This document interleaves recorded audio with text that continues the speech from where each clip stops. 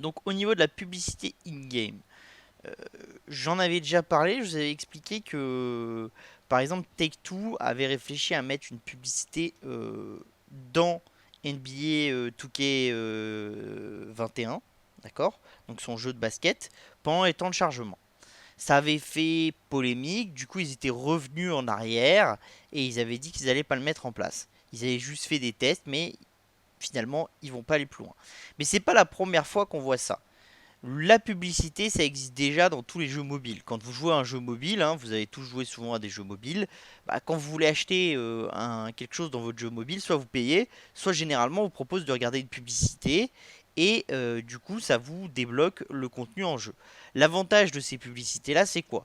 C'est que généralement vous êtes obligé d'être focus sur le jeu. C'est-à-dire vous pouvez pas regarder la publicité et en même temps aller sur votre téléphone, sur Facebook. Ça vous oblige à être sur la page. Et donc, comme généralement vous êtes sur mobile, donc vous êtes dans les transports ou ce genre de choses, bah, vous devez être concentré sur votre mobile.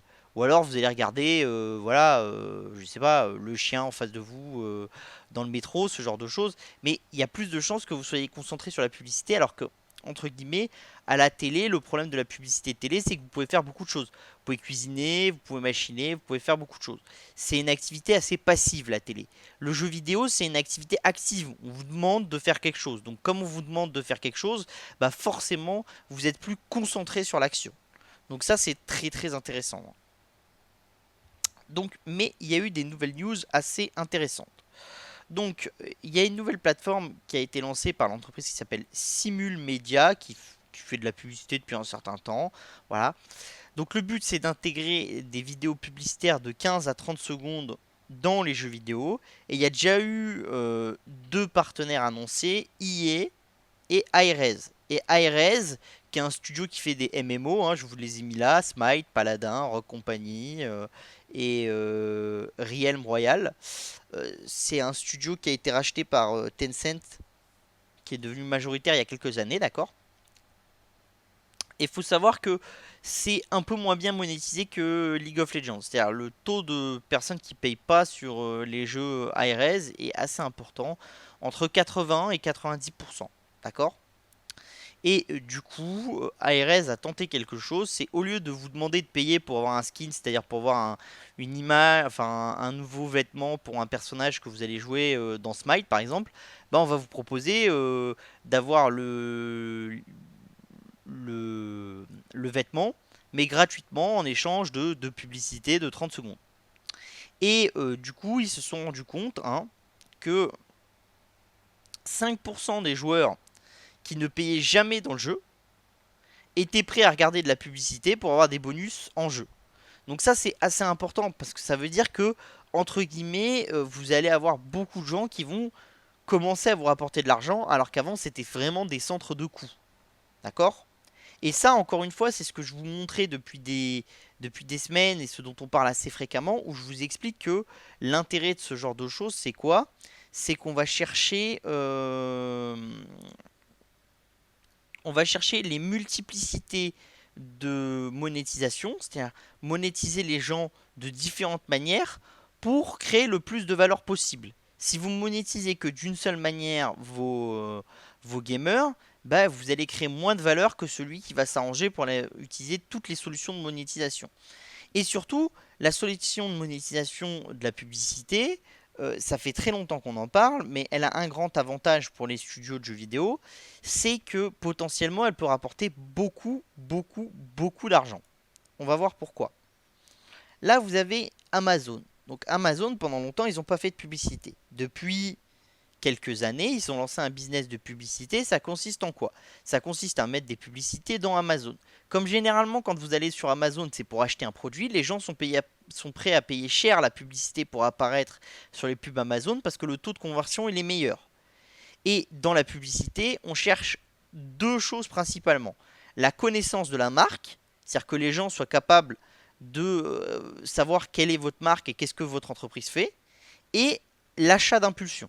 Le fait que vous allez acheter un produit parce que vous avez vu la publicité. C'est les deux grandes choses qu'on demande à la publicité, d'accord? Sur la télé, le problème qu'il y a, c'est que l'achat d'impulsion, c'est assez difficile de le noter. C'est-à-dire, vous pouvez faire une campagne de pub télé, mais vous ne savez pas vraiment si l'achat d'impulsion, il a eu lieu suite à la publicité que vous avez fait sur M6 ou sur TF1. C'est un peu compliqué. Sur Amazon, l'avantage, c'est que vous pouvez suivre vraiment de manière très très fine qui a cliqué sur quoi, comment et tout. Et du coup, vous savez le retour que vous avez sur votre publicité. C'est ce qui a fait le succès de Google. Voilà. Sauf que là, en plus d'avoir ce côté digital qui permet d'avoir un suivi de la publicité très précis, vous avez un autre avantage. L'autre avantage, c'est quoi? C'est que comme vous êtes sur Amazon, eh ben, vous êtes très proche de la fin du tunnel d'achat en fait. C'est-à-dire, les gens vont cliquer, ils vont aller sur votre boutique Amazon, ils veulent un produit et du coup ils vont acheter dans Amazon et en fait vous êtes dans le même écosystème et ça va très très vite. D'accord? Donc ça, l'avantage d'Amazon, c'est que entre la publicité et l'achat, le tunnel client est très très petit comparativement à ce que vous avez quand vous allez voir une pub sur YouTube par exemple. D'accord? Mais il y a un gros avantage pour le gaming. C'est quoi? C'est que comme je vous ai dit, quand vous faites du gaming, et quand vous êtes dans l'univers du gaming, bah, vous jouez un jeu. Donc vous êtes actif. Or, par exemple, face à la télé, vous êtes passif, comme je vous l'ai dit. Mais pire, quand vous êtes voilà, sur YouTube ou sur ce genre de choses, vous n'êtes pas forcément tout le temps actif. Vous pouvez être actif et passif. Il y a les deux phénomènes qui existent. Et en plus, vous allez souvent avoir des bloqueurs de publicité, beaucoup de choses comme ça. Donc, c'est pas si facile pour le publicitaire de faire de la pub sur les réseaux, enfin sur Internet et d'avoir un bon retour. Et en plus, vous êtes mis en concurrence avec beaucoup d'autres gens qui vont faire de la pub. C'est-à-dire que pour faire de la pub sur Facebook, par exemple, bah, tout le monde peut en faire. Vous créez votre compte et vous faites de la pub. Donc du coup, vous avez beaucoup aussi de ce qu'on appelle de la junk pub. Or, la junk pub, il y en a moins à la télé. Pourquoi? Parce qu'en fait, la régie télé, elle va filtrer un peu les pubs qu'elle va mettre en avant. Et vous pouvez pas avoir des pubs trop vulgaires. Vous pouvez pas avoir des pubs voilà, qui sont trop violentes ou ce genre de choses. Sur Facebook, sur Google et tout, ça, c'est moins filtré. Donc ça a des avantages, mais ça a aussi des inconvénients. Là, dans le monde du gaming, ça serait beaucoup plus filtré parce que ça serait beaucoup plus complexe. Vous ne pouvez pas faire quelque chose qui va se pousser voilà, automatiquement comme sur Facebook. Donc il y aurait une qualité de la publicité un peu supérieure à ce que vous retrouvez sur Internet.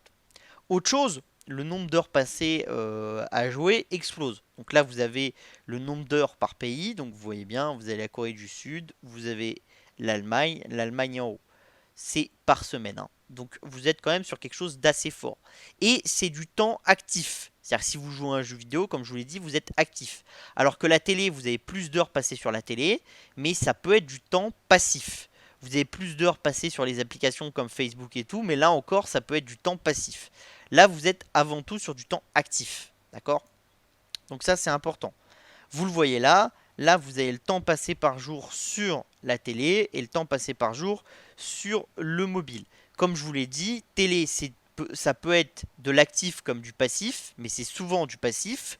Mobile, ça peut être de l'actif comme du passif, mais c'est souvent de l'actif. L'avantage du jeu vidéo, surtout du jeu vidéo console et des gros jeux, ce n'est quasiment que de l'actif. Donc c'est déjà beaucoup, enfin la capacité à valoriser ce temps est beaucoup beaucoup plus forte.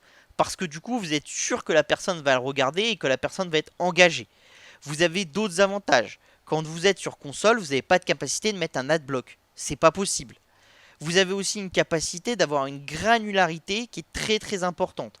C'est en fait si vous voulez faire en sorte que ça soit que les gens qui jouent à la console de Xbox de telle heure à telle heure sur la région de Nice, vous pouvez faire une publicité ciblée.